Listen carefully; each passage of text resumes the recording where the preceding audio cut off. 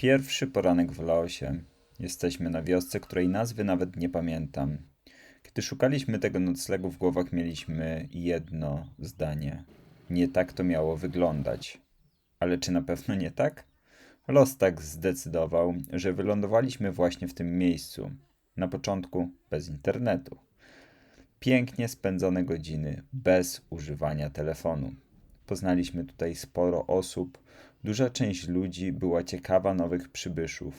Mogliśmy doświadczyć, jak na co dzień żyją Laotańczycy. Powoli, spokojnie, bez pośpiechu. Widzieliśmy dużo kontrastów. Uderzyło nas to, jak ci ludzie są szczęśliwi.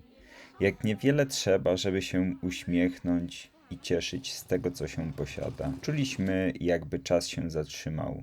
Wszystko miało znaczenie, ale tylko tu i teraz. Zaczynamy ten dzień od stacji kolejowej. Dzień dobry, witamy serdecznie. Znajdujemy się na dworcu kolejowym jednej z wiosek. Popatrzcie, co tutaj się dzieje. Jak wygląda ten budynek i jakie napisy są u samej góry. Ten dworzec i cała ta sieć kolejowa, którą będziemy za chwilę jechać, została wybudowana przez Chińczyków. Jadąc od granicy samej z Tajlandią, wkraczając do Laosu i biorąc podwózkę właśnie tym busem, którym my jechaliśmy, napotkaliśmy nie zliczę ile kopalni różnych ród. Także wyobraźcie sobie, w takiej małej miejscowości jest tak potężny dworzec. Idziemy właśnie tutaj przez brameczkę. Zobaczymy, jak wygląda tutaj kontrola. Proszę bardzo, pokazujemy paszporty. Pani tutaj sprawdza. Bilety się zgadzają. Zostały właśnie skasowane. I jeszcze teraz jest kontrola bagażu. Także musimy tutaj pokazać nasz bagaż. I nas tutaj prześwietlają prawie procesury jak na lotnisku, czy czegoś nie wywozimy. Czy zostały nam sprawdzone? No, powiem wam, że jest hardcore, nie? Bo się nie spodziewałem takiego obrotu sprawy. Proszę bardzo, jest tutaj woda do picia. Można sobie wziąć. Jest klimatyzacja, toaleta dla rodziny. Tutaj są kibelki normalne. Dobra, właśnie wyszedł komunikat, że nasz pociąg jest już ready. U nas nie ma tak, że sobie stoimy na peronie i czekamy, tylko zobaczcie, co tutaj się dzieje. Wszyscy ustawiają się w kolejce. Tak to wygląda. Tutaj mamy trójeczkę, tu jest trójka. Pani nas tutaj ustawia, jak mamy się ustawić w ogóle do wejścia do pociągu. I pociąg zatrzyma się w odpowiednim miejscu, tak żebyśmy mogli wsiąść według swoich biletów. Więc takie, no dla mnie to cyrki, nie? W sensie nie będę ukrywał. Nie jestem przyzwyczajony do takiej 100% dyscypliny. Wręcz bym powiedział, że jest to w stronę zniewolenia, a nie jakiejkolwiek tutaj wolności. No ale czego się spodziewać. Tak wygląda pociąg. Pewnie się spróbuję po nim przejść jeszcze, jak już będziemy. Tu jest umywaleczka. Tutaj sobie można bagaże jakieś większe zostawić. Tam widzę, że jest ktoś z obsługi. Nie wiem, czy przejdę dalej, czy nie. Zaraz zobaczymy, ale jest sporo wolnych miejsc. Szkoda, że mnie rozsadzili z Asią. O, kurno, zamknięte są chyba. Keep hands clean, do not lean on the door. Ej, czuję się tutaj bardziej... Proszę bardzo. Tak wygląda toaleta. Jest piękna dziura. Czuję się tu bardziej jak w samolocie niż w pociągu. Tak to sobie wygląda. Okej, jest wieszaczek. Idziemy dalej. No powiem wam, że jest tutaj sporo przestrzeni. Całkiem dobrze to wygląda. Kolejny przedział jest taki sam i chyba następne też są takie same. Więc na razie nie będę tutaj szedł dalej. Ale bagaże mają być ułożone w specyficzny sposób, co właśnie pan przed chwilą zaczął poprawiać. Także jak wygląda widok zza okna? Coś takiego.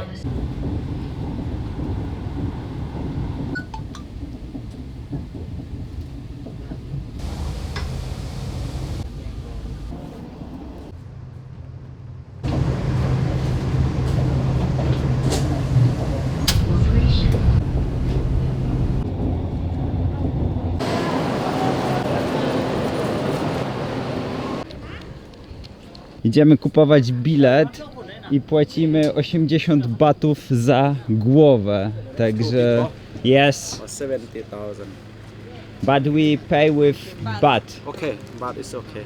But is okay. Yes. Dotarliśmy do miasta i pierwszą rzeczą, którą zrobiliśmy, to bankomat. Wybraliśmy 2 miliony kipów, a kolejna rzecz to zakup internetu, bo nam się skończył i przyszedł nam taki SMS, że za 20 000 kipów mamy 5 giga internetu i do tego mamy nielimitowanego Facebooka, Instagrama i TikToka przez 10 dni, więc spoko oferta, zdecydowaliśmy się na nią i idziemy zaraz szukać jakiegoś noclegu. Żeby dodać troszkę pikanterii naszej przygodzie, postanowiliśmy, że nie będziemy rezerwować naszego noclegu. Mieliśmy zarezerwowany nocleg na wczoraj, dokładnie tutaj, w Luan Prabang. Jednak los chciał, że nie dotarliśmy tutaj wczoraj. Jesteśmy tutaj dzisiaj. Idziemy właśnie zaraz do hostelu, który znaleźliśmy na Agodzie, żeby zapytać, jaka jest cena, bo ciekawi nas, czy coś jest kombinowane z ceną, czy jest taniej, czy jest drożej, czy jak nas zobaczą, to zobaczymy, co powiedzą, ale sprawdzimy to i zweryfikujemy, jak tak naprawdę jest i Wam zaraz wszystko zrelacjonujemy. Dobra, wzięliśmy nocleg. Tak będzie się nasz prezentował dzisiejszy i jutrzejszy nocleg. Tutaj jest ława. Tutaj już mamy zostawiony plecak, tu jest jedno okno, drugie okno i mamy 2 dość duże pojedyncze łóżka. Także tu już są przygotowane ręczniki. W taki sposób to wygląda. No i idziemy teraz do naszej łazienki tradycyjnie. I w łazience mamy oczywiście przepiękny kibel. No i klasyczka, prysznic. Jest tutaj, patrzcie jak są w ogóle kable pospinane tam na górze. Tu jest prysznic. Dostaliśmy również szczoteczki jednorazowe, tak zapakowane. I tu mamy patyczki nawet do uszu. I jest mydełko, także pełen komplet. No i co? Idziemy teraz za niego zapłacić i lecimy na miasto. No i jesteśmy właśnie tutaj przy naszym noclegu. Bardzo ciekawa sytuacja w ogóle, bo szef stwierdził, że odpali booking. Zróbmy to z pompą, zróbmy to z mocą, z energią. Po czym przychodzą goście z ulicy i mówią, hej, możemy u was zanocować, po czym staw mówi, jasne, możecie u nas zanocować. No i co się okazuje, że jest brak nad tym kontroli. Czyli gdybyśmy zabukowali ten nocleg przez booking, który znaleźliśmy, to byśmy go nie mieli. Ponieważ śpią tam ludzie i mają już zrobioną rezerwację, więc powiedzieliśmy pani, że no to jest mega przypał, bo potem przyjdzie jej 10 osób na dany wieczór i nie będą mieli gdzie spać i ona jest na tym froncie, nie? Ona nam mega podziękowała, dała nam aplikację do bookingu, w sensie dla wynajmujących, czy możemy jej w tym pomóc. I wiecie, tam można zrobić coś takiego czasami, że może ci sprzedający odwołać, w sensie sprzedający, osoba, u której możesz spać, może ci odwołać nocleg, nie? Tam nie ma takiej opcji, w sensie nigdzie nie było takiej opcji, więc pani teraz się kontaktuje, myśmy powiedzieli jej, że Booking ma super support, żeby się skontaktowała z nimi, z customer service i po prostu pogadała, bo inaczej się okaże, że w pewnym momencie oni w ogóle nie będą mieli wolnych pokoi, w sensie na Bookingu będzie full, trzeba będzie zapłacić od tego podatek, a gości tak naprawdę nie przenocują ostatecznie, bo nie będą w stanie im zapewnić noclegu, bo goście z walk-ina, czyli z ulicy, po prostu przyjdą. Także taka sytuacja, cieszę się, że mogliśmy jej pomóc i też była bardzo uczciwa, bo pomyliłem się przy dawaniu jej hajsu za nocleg. Wzięli 200 000 kipów, wzięła pani od nas 200 000 kipów, a tak naprawdę dałem jej tam 300, bo myślałem, że 300, bo trochę, powiedzmy, trochę ona zamieszała, trochę ja zamieszałem i tak wyszło. No ale taka jest właśnie sytuacja tutaj, więc idziemy teraz, szukamy czegoś do jedzenia, ale właśnie zaczyna nam tutaj kropić. Właśnie zjedliśmy w jednej z knajpek nad brzegiem. Bardzo fajna, chillowa atmosfera. Rzeka sobie płynie spokojnie. Także dobry posiłek w bardzo dobrej cenie. No i lecimy teraz jeszcze lekko poeksplorować, co się tutaj będzie działo. Właśnie ustawiam nam GPS-a na night market i zobaczymy, czym się różni laotański night market od tajlandzkiego. Dokładnie, a różnic jest tutaj naprawdę wiele.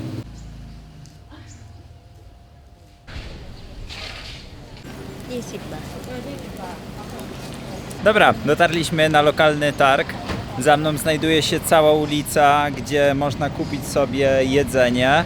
Także będziemy tutaj eksplorować dalej. No i zobaczymy te różnice w jednym i drugim targu, jak to wygląda. Także chyba przyszliśmy w dobrym momencie, bo impreza się właśnie zaczyna. Ale tu w ogóle mają inaczej wysmażone sejgonki. Smakowe jak?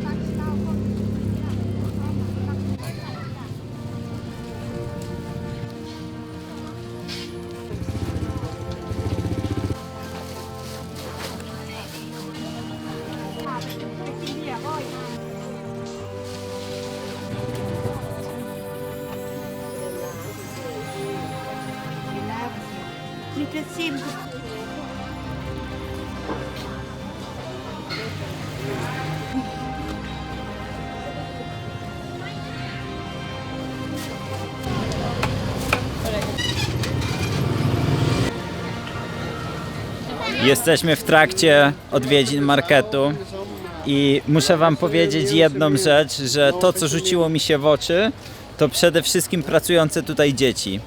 Jest tak, że rodzice przychodzą na targ lub na market z dziećmi i te dzieci pracują. Od jednej z dziewczynek kupiliśmy taką opaskę, Asia sobie wzięła na głowę, więc jest to tutaj bardzo powszechne. I nie tylko na targach, czyli nie tylko sprzedają jakieś tekstylia, ale również pomagają przy kuchni, czyli sprzedają jedzenie razem z rodzicami je przyrządzają, także jest to naprawdę spora różnica, tak? Ponieważ w Tajlandii, jak byliśmy, to nie widzieliśmy, żeby jakiekolwiek dziecko tam pracowało czy pomagało rodzicom. One są obecne, tak, gdzieś tam czasem z tyłu na zapleczu, a tu jednak jest to pewną normą. Więc to jest taka pierwsza rzecz, która się rzuciła nam w oczy. Jest jeszcze jedna ciekawa rzecz, o której chciałbym wspomnieć, ponieważ mamy rok 2022, jest przełom lipca i sierpnia i sytuacja, w której znalazły się te kraje azjatyckie, jest naprawdę nieciekawa, bo raz, że obcięto znacznie transport, czyli ciężko się jest teraz przemieszczać z miejsca na miejsce w takim Laosie, bo my, żeby dostać się spod granicy z Tajlandią do miejsca, w którym się znajdujemy, czyli do Luang Prabang, no, musieliśmy zostać w jednym miejscu na nockę z prostej przyczyny, że niestety, ale ostatni pociąg odjechał i odjechał go o 14 i już nie ma, więc musieliśmy kupić bilet na następny dzień. Jest wiele takich małych smaczków, że na przykład dawniej były spod granicy speedboaty i slowboaty, które kursowały, no było ich mnóstwo po prostu, codziennie były kursy, tak teraz kursy do Luang Prabang z Tajlandii są w zasadzie tylko w określone dni i jest taki jeden kurs lub dwa kursy, także jest tego zdecydowanie mniej i trzeba mieć tu na uwadze, że poruszanie tutaj stało się po prostu trochę trudniejsze przez całą sytuację światową, tak? Więc jak teraz rozmawiałem z lokalnym człowiekiem, to powiedział mi, że teraz w Luang Prabang jest okej, nie? Że teraz jest okej, ale ogólnie, że jeszcze parę miesięcy temu nie było tutaj w ogóle turystów, tak? Jak widzicie, oni bardzo mocno żyją z turystyki, jest mnóstwo guest house'ów, jest mnóstwo w ogóle knajp, które są przygotowane pod turystów z Europy czy pod turystów z Ameryki, kupicie tutaj burgery, pizzy, jest tego więcej niż dotychczasowo widzieliśmy w Tajlandii. Także są przygotowani tutaj na te osoby, jednak wiecie, dopóki byli zamknięci, nie można tutaj było wjechać, nie? Więc Wybierając się tutaj, trzeba się uzbroić w to, żeby mieć ten zapas czasu, żeby się nie stresować, nie przejmować, w pełni wyluzować tym, że może się wydarzyć sytuacja, że gdzieś się trzeba będzie przespać, gdzie nie planowaliśmy, gdzieś się trzeba będzie zatrzymać, czy podróż trwa nie 4 godziny, a jednak 6 godzin, bo zaczął padać deszcz, droga była śliska i autobus po prostu jechał dużo wolniej. Więc trzeba mieć takie rzeczy na uwadze. Ja jestem w stanie w to uwierzyć. Jak pan częstuje? To pewnie winko jakieś. Tutaj Grzegorz został poczęstowany lokalnym whisky, które ma 50%. Na zdrowie. I co o tym sądzisz? Bardzo dobre. Słodkie. W ogóle tych 50% nie czuć. To jest jak moja cytrynówka z za dawnych lat, której też nie było czuć, ale potem ciężko było wstać. A jaki smak? Jest wyczuwalny ten ryż, ale jest bardzo delikatny. Jest bardzo, bardzo subtelny i fajnie się rozchodzi po tych. O, teraz To jest druga dawka winko. czegoś innego. To jest wino. To jest wino i wino jest 15%. Black Sticky Rice Wine. Wino też będzie bardzo słodkie. Będzie bardzo słodkie, bo to już w ogóle w zapachu jest wyczuwalne, że jest słodkie.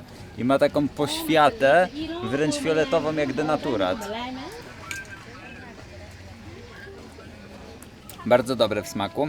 Tak jak powiedziałem, słodkie. Nie aż tak bardzo jak przypuszczałem. Tyle hipów kosztuje taka buteleczka tego przytrunku. Że duże jest za 60. Patrzcie, jaką fajną nalewkę znalazłem. Chyba z kobrą, skorpionem i jeszcze czymś. Także bardzo ciekawe. Ponoć to się pije dla zdrowotności, takie rzeczy. Ja tego nie wiem. Tu jest nalewka z jakimś korzeniem. Tak to wygląda. No jest petarda. Także tym akcentem dzisiaj się już z Wami żegnamy i do zobaczenia do jutra. Trzymajcie się cieplutko. Cześć!